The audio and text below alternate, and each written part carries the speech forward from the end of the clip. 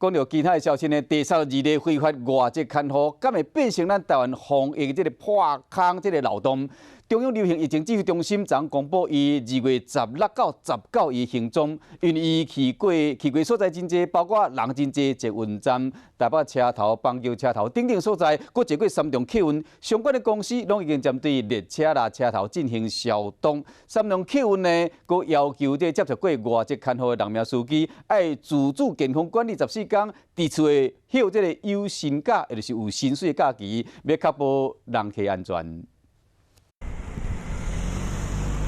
较真的32例外籍看护去过倒位，手摸过什么物件，见过什么人，中央流行疫情中心唔敢大意。头一摆公布确诊人员的行踪，2月16日，伊坐计程车到大坪林捷运站，转捷运到台北车头，再佫坐火车到树林，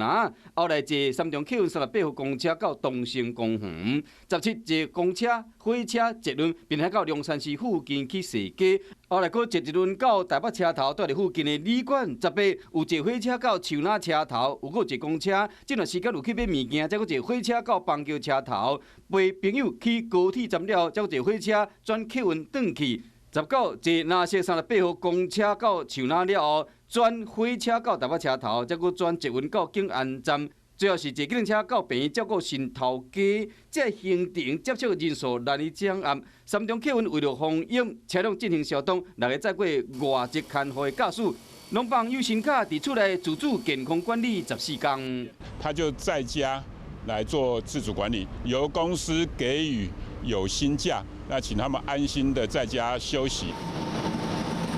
台铁嘛针对车厢站台进行全面的消毒。